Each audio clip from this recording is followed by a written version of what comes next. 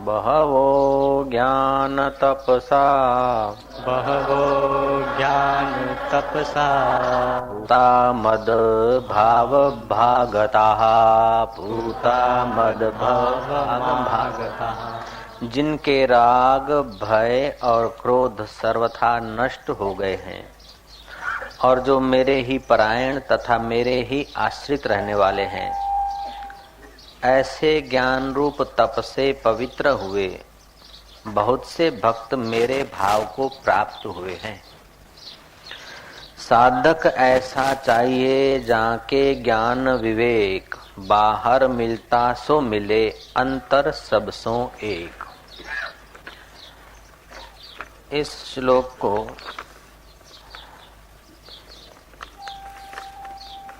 गहराई से समझेंगे कि जिनके राग भय और क्रोध सर्वथा नष्ट हो गए हों और जो मेरे ही परायण हैं तथा मेरे ही आश्रित रहने वाले हैं, ऐसे ज्ञान रूप तप से पवित्र हुए बहुत से भक्त मेरे भाव को प्राप्त हुए हैं। यहाँ श्री कृष्ण कह रहे हैं मेरे आश्रित। उसका मतलब ये नहीं कि जो मंदिर में श्री कृष्ण की प्रतिमा है वहां जाकर मंडारना है। मेरे आश्रित श्री कृष्ण का माम जो है वही तुम्हारी गहराई में तुम्हारा माम है। अर्थात कृष्ण कह रहे मेरे आश्रित मतलब तुम अपने आप में, जहां कृष्ण मैं कह रहे हैं वहां जिसने अपना आश्रय ठाना है, ऐसे जो ज्ञान योग से ज्ञान योग रूपी तप से पवित्र हुए, भावना से नहीं, मान्यता से नहीं। यस्य ज्ञानमयम तपः, जो ज्ञान संयुक्त तप है। ज्ञान तप से बढ़कर दुनिया में और कोई तप नहीं। योग की दृष्टि से, एकाग्रता की दृष्टि से एकाग्रता बड़ा तप है, लेकिन जहाँ पतंजलि का योग दर्शन समाप्त होता है, जहाँ क्रिया योग समाप्त होता है, वहां से ज्ञान योग शुरू होता है। कल बताया था कि 6 वर्ष क्रिया योग की अलग अलग उपासनाएं करते करते आखिर गौतम थके। जब थके, थोड़ा विवेक जगा, तो गौतम अकेले गौतम न हुए, गौतम बुद्ध हो गए, भगवान बुद्ध हो गए। तो पतंजलि का या और योग की यात्रा करते करते जब कषाय परिपक्व हो जाते हैं, अथवा तो ज्ञान की किरण मिल जाती है, तो ये स्थूल शरीर, सूक्ष्म शरीर, कारण शरीर, इनके साथ का संबंध विच्छेद करके जीव अपने शिव स्वभाव को पा लेता है। यही कृष्ण भाव को पाना है। ये सूक्ष्मता से बात समझिए।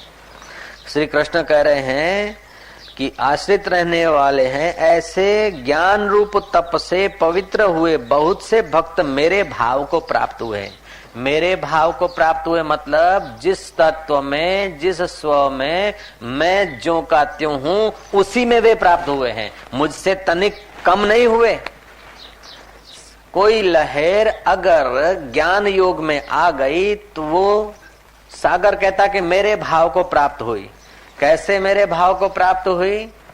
कि वो सागर हो गई, वो जल राशि हो गई। तो जल राशि पहले थी। इसी बात को गीताकार ने आगे कहा, ममई वांशो जीवलोके जीवभूत सनातन, ईश्वर अंश जीव अविनाशी, चेतन विमल सहज सुख राशि।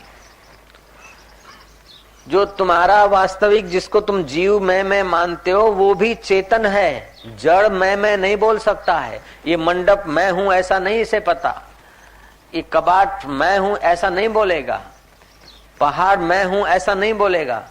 जब जब मैं हूं बोलेगा तो चैतन्य की सत्ता से ही तुम्हारा मुंह बोलेगा, जीभ हिलेगी। हिलचाल तो और जड़ पदार्थों में भी होती है, लेकिन उनको अपने अस्तित्व का ज्ञान नहीं है।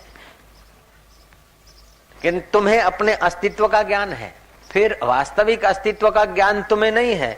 तुम्हारे इर्द गिर्द जो साधन थोपे गए हैं और जो संस्कार थोपे गए हैं, उन संस्कार और साधनों और वासनाओं का गुड़गोबर करके तुम अपने को कुछ मान लेते हो। हैं कुछ काले सफेद बाल, हैं कुछ हार्ड मांस, है कुछ रक्त पुंज, है कुछ मन की चंचलता और एकाग्रता, है बुद्धि का निर्णय अनिर्णय, इन सब को सत्ता तुम देते हो और मिला जुला के उसको मैं मानते हो। लेकिन जो ज्ञान योग तप से पवित्र हुआ है, वो ऐसा जो साधक है, वो भगवान कहते मेरे भाव को प्राप्त हुआ है। तो भगवत भाव को, भगवत अनुभव को हम कैसे प्राप्त हो? कौन प्राप्त होता है? कि वितराग भय क्रोध, जिसका राग व्यतीत हो गया, भय व्यतीत हो गया, क्रोध व्यतीत हो गया।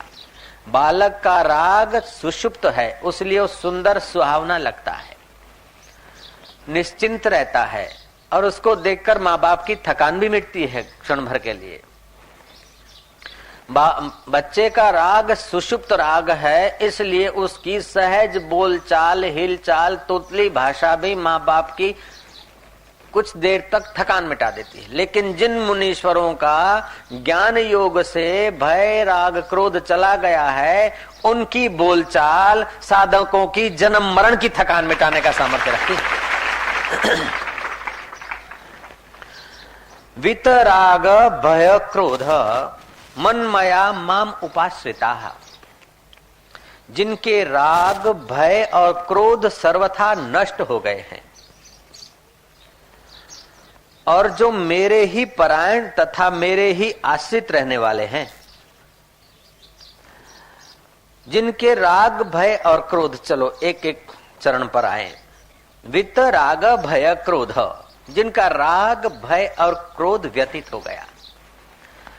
तो राग भय और क्रोध व्यतीत हो गया है, तो राग भय क्रोध होता कैसे है? राग होता है मिटने वाली वस्तुओं में आसक्ति करने से राग होता है। मिटने वाले नश्वर भोग पदार्थों को पाने की इच्छा से राग होता है। अच्छा, उस वस्तुओं में, उस परिस्थितियों में अगर कोई विघ्न डालता है, तो अपने से छोटा आदमी विघ्न डालता है तो उस पर क्रोध आता है, और अपने से कोई बड़ा आदमी विघ्न डालता है तो भय होता है। अथवा तो ये जो धन धान्य मान प्रतिष्ठा वैभव आदि मिला है, वो हमसे छूटे न, कहीं छूट न जाए, इस प्रकार का अंदर भय बना रहता है। जो कुर्सी मिली है, जो वाहवाही मिली है, जो घर बार मिला है, अथवा जो ये क्षणभंगुर देह मिला है, वो कहीं चला न जाए, इसका भय बना रहता है।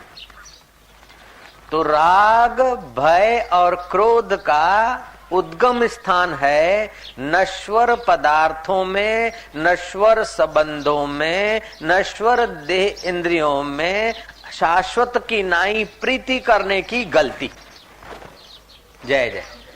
दुनिया के सारे दुख का उद्गम स्थान यही है कि परिवर्तनशील परिस्थितियों को थामने की गलती करना, और इन पदार्थों को आज तक कोई थाम नहीं सका। चाहे सेठ हो, चाहे राजा हो, चाहे प्रजा हो, चाहे साधु हो, चाहे पीर ओलिया फकीर हो, चाहे अवतार हो, लेकिन ऐसी घड़ी आती है कि सर्वस्व छोड़ने की फर्ज सबको पड़ी। ऐसा दुनिया में कोई माई का लाल पैदा नहीं हुआ कि मिले हुए देह को, मिले हुए धन को, मिली हुई सत्ता को, मिले हुए मान को, मिली हुई परिस्थितियों को कोई संभाल कर ले गया हो। ऐसा आज तक दुनिया में कोई आया नहीं, आएगा नहीं और आ सकता भी नहीं है। फिर भी सब धमाधम किए जा रहे हैं। फिर धमाधम क्यों किए जा रहे हैं? कि अज्ञानेन आवृतम ज्ञानम, अज्ञान से उनका ज्ञान ढक गया है, इसलिए वे बेचारे जंतु की नाई विमोहित होते हैं। अज्ञानेन आवृतम ज्ञानम तेन मोहंती जंतवा। वितराग भय क्रोध मनमया माम उपाश्रिता। तो भय राग और क्रोध चला गया। त्यागी ने देखा कि ये सब छूट जाएगा, चाहे करोड़ हो तो भी छूट जाएगा। त्याग आ गया, सब छोड़ गए, साधु हो गए। नश्वर चीजें नाश हो जाएगी उसके पहले छोड़ के साधु हो गए। लेकिन मनमाया नहीं हुए तो, मुझ में अंदर में नहीं आए तो फिर याद रहेगा कि मैंने 1 करोड़ छोड़ा, मैंने 2 करोड़ छोड़ा, मैंने पुत्र छोड़ा, मैंने परिवार छोड़ा, मैंने नमक छोड़ा, मैंने शाक छोड़ा, मैंने अन्न छोड़ा, मैंने जल छोड़ा, मैंने फल छोड़ा। लेकिन मनमाया न हुआ तो तू अपनी मैं को ठीक रूप से नहीं जान पाएगा, और ठीक रूप से नहीं जानेगा तो त्याग के बाद भी कहीं कोई गलती कर लेगा, त्यागी होने की भी गलती कर लेगा।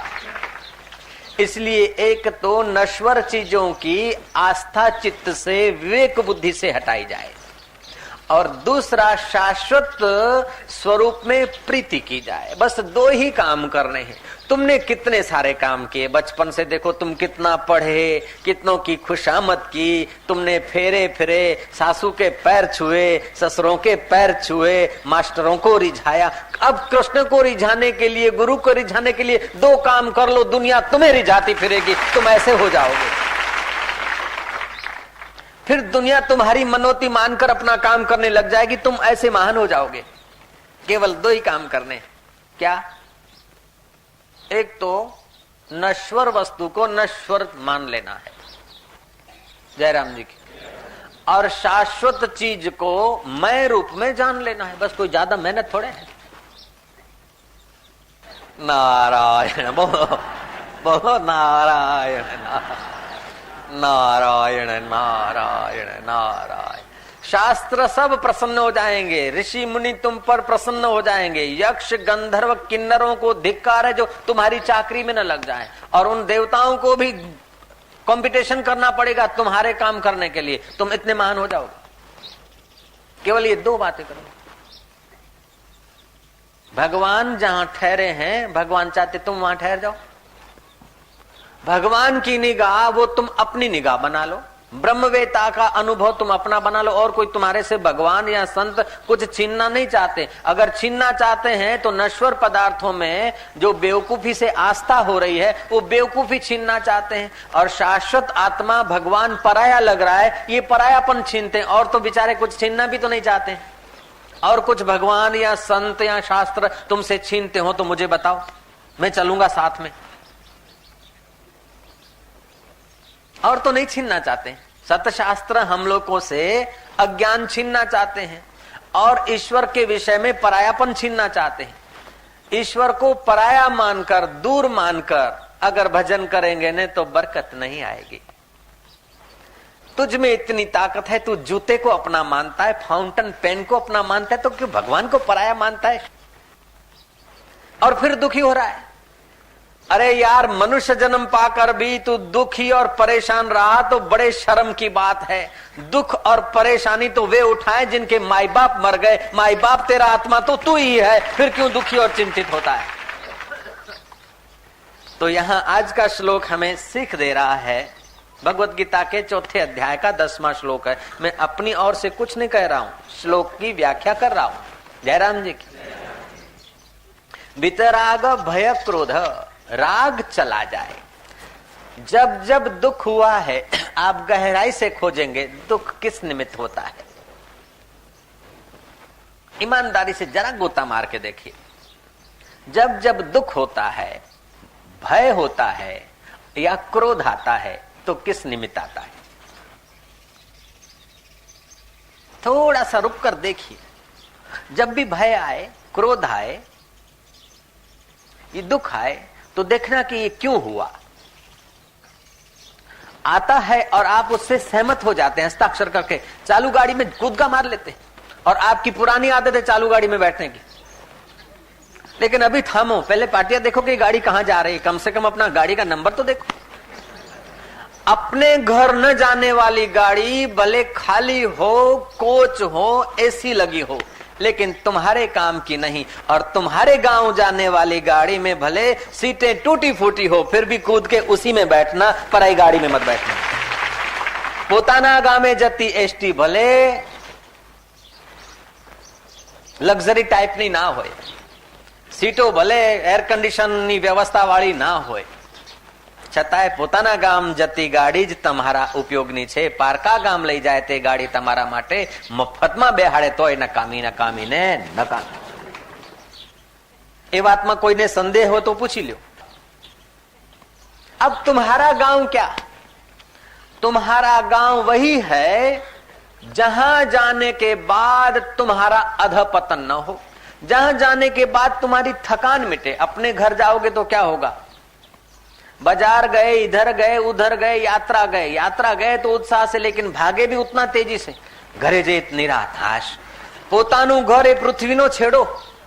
તમે ગમે એવી દક્ષિણ ભારતની યાત્રા કરો, ઉત્તર ભારતની યાત્રા કરો, નેપાળની યાત્રા કરો, પણ છેવટે થાક ઉતારવાનો વિચાર આવશે, દોડ્યા દોડ્યા ઘરે આવશો। બોલો, સિદ્ધપુર વાળો સિદ્ધપુર પહોંચશે ને મુંબઈ વાળો મુંબઈ ઘર સમજશે ને સુરત વાળો સુરતમાં આવે। હે, મારું ઘર એ પૃથ્વીનો છેડો। तो ये घर वास्तव में तुम्हारा नहीं, ये घर तुम्हारे शरीर का घर है। शरीर की थकान मिटाना है तो चार दीवारी में आओ, और तुम्हारी थकान मिटाना है तो आत्मज्ञान के घर में आओ, तुम्हारा बेड़ा पार हो जाए। उसके सिवाय और कोई उपाय आज तक सफल गया नहीं। उसके सिवाय कोई उपाय आज तक सफल, पूर्ण रूप से सफल गया नहीं। योग वशिष्ठ का प्रसंग आता है कि ब्रह्मा जी ने सृष्टि रची और जीवों को राग, भय, क्रोध, इच्छा, द्वेष आदि से दुखी देखा। जैसे पिता परिवार पुत्रों को का दुख देखकर कुछ सोच विचार करता है और उसके लिए उपाय करता है, ऐसे ब्रह्मा जी ने देखा कि जीव बेचारे दुखी हैं। चलो यज्ञ, होम, हवन की पद्धति का प्रचार प्रसार हो, ताकि जीव स्वधा स्वाहा करके, प्राणवायु शुद्ध करके, अपने मन को थोड़ा एकाग्र करके यहाँ भी थोड़ा सुखी रहे और परलोक में आए, स्वर्ग पाए।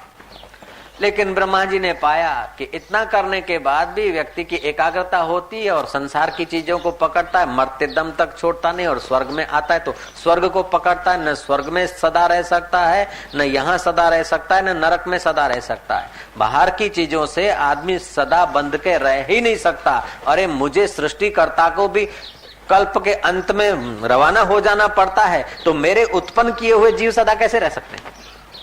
एकदम सीधी बात है। तुम रात्रि को स्वप्न देखते हो और स्वप्न में तुमने देखा एक सुंदर सुहावना कॉम्प्लेक्स है और उसमें कई दुकानें हैं। हाँ महाराज, एक हलवाई की भी दुकान है, एक फोटोग्राफर की, तमाम दुकानें, और दुकान में ग्राहक भी है और ग्राहक फोटो लेवा रहे हैं अपना, हलवाई की दुकान पर मिठाई ले रहे हैं। अब देखो कि उनका मिठाई लेना या फोटो लेवाना एक तब तक जिंदा है जब तक तुम स्वप्ने में हो। तुम्हारे स्वप्ने पुरुष तब तक जीवित हैं जब तक तुम्हारी स्वप्न की अवस्था है। जब तुम शाश्वत नहीं तो तुम्हारा स्वप्न कैसे शाश्वत, और तुम्हारा स्वप्न शाश्वत नहीं तो वो मिठाई की दुकान वाला हलवाई कब तक शाश्वत रहेगा, और मिठाई की चाट पर मुंह में पानी लाने वाला कब तक रहेगा? समझ रहे हैं? गुजराती में कह दूं, તમે સ્વપ્ન જોયું અને સ્વપ્નમાં આખી બજાર, દુકાન, કોમ્પ્લેક્સ, બીજું ત્રીજું આમ તેમ બધું જોયું, અને કોઈ મીઠાઈની દુકાને કે મોઢામાં પાણી લાવે છે, કોઈ ભૂસું ચાટવા માટે મથ્યો છે, કોઈ પિક્ચર જોવા માટે ધમ્યો છે, કોઈને આમ છે, કોઈને લેવું છે, કોઈને દેવું છે, કોઈને કાંઈ કરવું છે, કોઈને કાંઈ જવું છે, એ બધું સ્વપ્નમાં તમને દેખાય કે ન દેખાય? અને એ લોકોના કોઈ જમાઈ હોય, કોઈ વેવાઈ હોય, કોઈ શાળા હોય, કોઈ બનેવી હોય, કોઈના લગ્ન હોય, કોઈના કોઈ પ્રસંગો હોય, કોઈને બેસણા હોય, એ બધું હોય કે ના હોય? સ્વપ્નમાં હોય। અને એ બધું ઈ વખતે સાચું લાગતું હોય કે ના લાગતું હોય? પણ તમારું સ્વપ્ન સાચું નથી તો એ લોકોનું બેસણું ક્યાં સુધી સાચું? અને બેસણું સાચું નહીં તો ઉઠણું ક્યાં સુધી સાચું? જ્યાં સુધી તમારું સ્વપ્ન છે। એવી રીતે આ તમારા બેસણા, ઉઠણા, आना जाना ये ब्रह्मा जी का स्वप्न है तब तक। और उसमें भी जैसे चालू स्वप्न में कई लोग पैदा हो जाते हैं, कई मर जाते हैं, कई मिट जाते हैं, ऐसे ही ब्रह्मा जी के चालू स्वप्न में भी तो हम कई रवाना हो जाते हैं। देखत नैन चलो जग जाई, का मांगू कछु स्थिर न रहाई। देखते देखते आंखों के देखते देखते जगत पसार हो रहा है। कह रहा है आसमां ये समा भी कुछ नहीं, रो रही है शबनम में ये निजारे कुछ नहीं। जिनके महलों में हजारों रंग के जलते थे फानुश, जहर उनकी कब्र पे है और निशान कुछ भी नहीं। जिनकी नौबतों से गूंजते थे आसमां, वे खुद बेदम हुए अब हूं नहा कुछ भी नहीं। कह रहा है आसमां ये समा भी कुछ नहीं। राजाधिराज अन्नदाता महाराज फूलों की बरसात हो जाती थी महाराज, सड़कें बंद हो जाती थी, नगारे और तुरिया के गगन गुंजा देती थी। अभी देखो तो सब स्वप्न हो गया। फलाना वाइसरा आया है, फलाना साहब आया है, फलानी लेडी आई है, पुलिस बंदोबस्त हो रहा हो। अब देखो कहां गया सब। सीधी सादी एक ज વાત हमारे जो ये महागुजरात दे धमाधम चालू ए वखते हाचू लागતું હતું। इकड़म तिकड़म काय कराचा, हमची मुंबई हमाला पाहिजे। अभी देखो तो स्वप्न हो गया। चाऊ माऊ सावधान जाग उठा है हिंदुस्तान हो। अभी देखो तो बात स्वप्न हो गई। अनामत विरोधी आंदोलन जिंदाबाद, अभी देखो तो मुर्दा हो गया, स्वप्न हो गया। ऐसे ही समय की सरिता में सारी हम लोगों की स्वप्न तुल्य चेष्टाएं सरकती जा रही है। सरकती हुई चेष्टाओं को शाश्वत संभालने का जो आग्रह है, वही आग्रह भय, राग और क्रोध को जन्म देता है। जैसी कृष्ण जो बीत गई सो बीत गई, तकदीर का शिकवा कौन करे। जो तीर कमान से निकल गई, उस तीर का पीछा कौन। जो लाभ हुआ सो हो गया, जो घाटा हो गया सो हो गया, जो मान मिल गया तो मिल गया, अपमान हो गया तो हो गया। कांटा घुस गया तो अब निकाल के निश्चिंत हो, कांटा किसने रखा और क्यों घुसा उसकी चिंता में मत लग। और निकाल के फेंक दिया तो फेंक दिया, फिर कांटा लगा था मैंने निकाला था फेंक दिया, उधर चिंतन मत कर तू। ऐसे ही व्यवहार में कई कांटे आएंगे लगेंगे, कई बार निकलेंगे, लेकिन तू समझता जा समय की सरिता में सब बहा जा रहा है। इस प्रकार का जब तू विवेक दृढ़ रखेगा, ज्ञानमय तप के दरवाजे पर पहुंचेगा, तो तू श्री कृष्ण के भाव को प्राप्त कर लेगा। जहां श्री कृष्ण मस्त है वहीं तू पहुंच जाएगा। वहीं उसका मतलब नहीं कि वैकुंठ, वहीं उसका मतलब नहीं कि ठाकुर जी। श्री कृष्ण मस्त हैं अपने आप में मस्त हैं, उसलिए उनको देखकर सब लोग मस्त होते हैं। जो अपने आप में नहीं है उसको दूसरे देख के मस्त कैसे हो सकते हैं। जो खुद के घर नहीं तो वो दूसरों को खुद के घर क्या पहुंचाएगा। महाराज वितराग भय क्रोध मनमया माम उपाश्रिता, सर्वथा क्रोध जिसका नष्ट हो गया है और जो मेरे ही परायण तथा मेरे ही आश्रित रहने वाले हैं। मेरे परायण माना कितना भी धन सत्ता वस्तुएं हैं, वो समझता है साधक कि ये सब पहले नहीं थी। जन्म के पहले ये वस्तुओं की मालिकियत मेरी नहीं थी और अभी भी ये मालिकियत नहीं के तरफ जा रही है। इस प्रकार का उसका विवेक इन वस्तुओं का उपयोग करता है, लेकिन इन वस्तुओं में आश्रय नहीं करता, वस्तुओं में शाश्वतता का मोहर नहीं लगाता। लेकिन जन्म के पहले मैं था, जन्म के बाद भी मैं रहूंगा। जन्म के पहले ये शरीर नहीं था तो ये शरीर की वस्तुएं और संबंध कैसे। मरने के बाद ये शरीर नहीं रहेगा तो इसके संबंध कहां। लेकिन जन्म के पहले और मरने के बाद जो मेरा चिद्घन चैतन्य कृष्ण तत्व आत्मा था, उसकी जो शरण लेता है, उसको मैं मानकर उसमें जो आराम करता है, तृप्ति पाता है, उसमें प्रतिष्ठित होकर फिर यथा योग्य व्यवहार करता है, वो भगवान के आश्रित है। अच्छा, तो इन वस्तुओं में से इनको सबको छोड़ देवे ना, तो इन सबको पकड़े ना। न छोड़ना है न पकड़ना है, इनका उपयोग करना है। और हकीकत में उपयोग किए बिना कोई रहेगा नहीं। उपयोग तो करते हैं लेकिन आसक्ति बुद्धि से करते हैं, आस्था बुद्धि से करते हैं, शाश्वत बुद्धि से करते हैं। तुम घर में रहो मना नहीं, लेकिन घर में जो आसक्ति है, तिजोरी में रुपए लेकिन रुपयों में जो आसक्ति भय देती। नहीं तो थोड़े रुपए चले गए, भय काहे का, आ गए तो आ गए, लाए कुछ नहीं थे। मैंने सुनाई थी एक कहानी कि एक कोई जीवन मुक्त महापुरुष के कुटिया पर डाकुओं ने डाका डाला।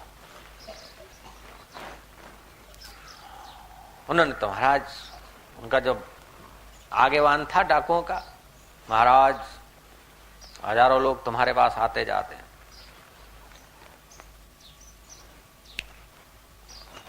आज हमारा वारा है दक्षिणा लेने का। कल ही गुरु पूनम बीता है। महाराज जो कुछ है माल दे दो। बोले मैं क्या माल उठा के दूं? ये देख, ये मेरे ऊपर की चदरिया और नीचे की चदरिया दोनों उतार देता हूँ, ये कोपिन पैर के मैं बाहर जाता हूँ। जो कुछ चाहिए तुम्हारा अपना समझ के गठरिया बांधो। अब बाबा जी तो अंदर से जीवन मुक्त थे, विरक्त थे। वो माल ठाल तो समितियां संभालती थी, बाबा के पास तो कोई दमड़ी नहीं फूटी। बाकी जो कुछ था सर सामान, शरीर की जरूरियात, कपड़े लत्ते, बिछाना बिछाना, ये कुछ। बाबा जी तो टिल्ले पे जाकर नाचने लगे कि हजी नफा मा तक धीनाधीन, अभी नफे में तक धीनाधीन। उन्होंने जो कुछ सर सामान बांधना था अपनी रुचि के अनुसार देखा वेखा बांधे, एक दो फुटली। सरदार देखता है कि बाबा जी कहाँ चले गए, कहीं पुलिस में तो नहीं गए। देखा कि वो टिल्ले पर नाच रहा है कि तक धीनाधीन हजी नफा मा, तक धीनाधीन हजी नफा मा, अभी नफे में। वो डकैतों का सरदार गया कि बाबा जी क्या बात है, अभी नफे में तो क्या यहाँ टिल्ले के नीचे धन गाड़ा है? बोले ये भी खोद लो।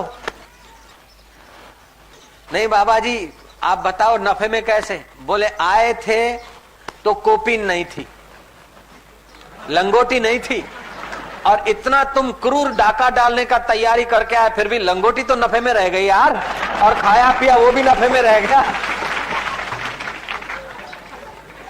खाया पिया वो भी नफे में रह गया, अनुभव किया वो भी नफे में रह गया, और कोपिन तो तुम भी नहीं छीनोगे।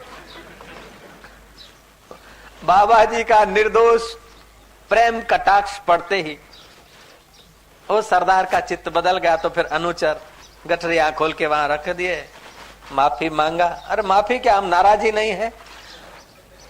जो अपने आप ऊपर ठीक से राजी है उस पर डकैत भी राजी हो जाते हैं, और जो अपने आप में राजी नहीं है ना, उसकी मेम साहब भी नाराज हो जाती है और मिस्टर भी नाराज हो जाता है, मिसिस भी नाराज हो जाती है।